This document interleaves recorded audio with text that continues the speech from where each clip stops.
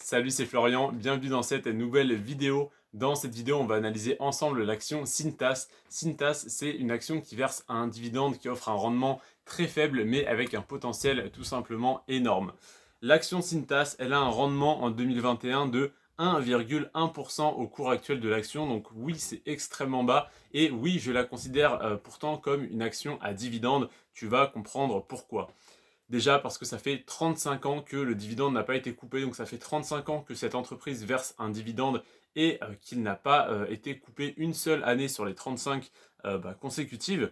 Par contre, il n'y a pas comment dire, le dividende n'est ni en stagnation ni en augmentation, c'est un petit peu plus erratique on va dire, donc ça peut diminuer d'une année sur l'autre et ça a été le cas l'année dernière, on a un dividende qui a diminué en 2021.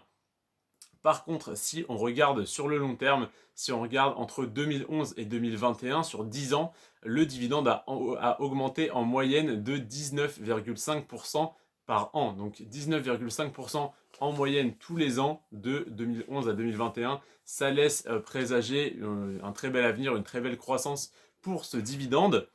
On a une action qui est potentiellement un peu surévaluée, qui est à 37,2 de PER. Donc 37,2 c'est beaucoup plus élevé que la moyenne hein, qui est là sur toutes mes actions, la moyenne est à 21 de PER.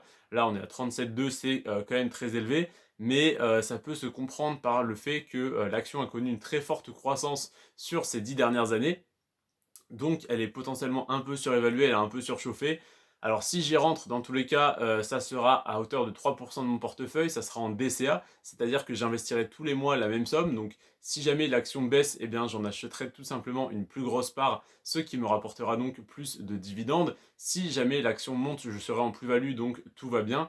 Et dans tous les cas, je ne ferai que d'acheter et de renforcer ma ligne et de toucher les dividendes. Donc à aucun moment j'ai prévu de revendre, sauf si vraiment un jour il y a une énorme plus-value et un rendement sur le dividende qui n'est pas énorme et que ça me permettrait donc de réinvestir cet argent dans une autre entreprise qui me rapporterait plus en termes de dividendes.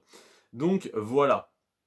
Cintas, on est à 37,2 de PER et la croissance du cours de l'action sur 10 ans, je te le disais, elle est énorme, elle est de 877%. Donc si tu avais investi 100 euros dans cette entreprise il y a 10 ans, aujourd'hui tu aurais 977 euros. Donc les 100 euros investis plus les 877% de croissance. Donc tu aurais pratiquement 1000 euros en comptant les dividendes que tu aurais reçus chaque année pendant ces 10 années, bien évidemment, parce que je t'ai dit que le dividende n'a pas été coupé depuis 35 ans, donc pendant les 10 années tu aurais reçu tes dividendes chaque année, tu aurais pratiquement 1000 euros en portefeuille pour 100 euros investis, autrement dit tu aurais fait 1 x 10. Cette action, comme je te l'ai dit, elle devrait représenter 3% de mon portefeuille, donc parmi les 1000 euros que j'investirai chaque mois, j'investirai 30 euros sur cette action. Donc voilà, Cintas, c'est beaucoup plus une action spéculative, il y a beaucoup plus de potentiel que sur d'autres actions qui sont à 3-4% de rendement et qui stagnent relativement, qui augmentent relativement lentement, donc quasiment qui stagnent. Là, on a un potentiel de croissance qui est énorme, que ça soit sur l'augmentation du dividende ou sur le cours de l'action. Donc à toi de te faire ton avis, est-ce que tu préfères une action safe à 4-5% de rendement ou une action à 1,1% avec une croissance de 877% sur 10 ans qui est du coup beaucoup plus spéculative.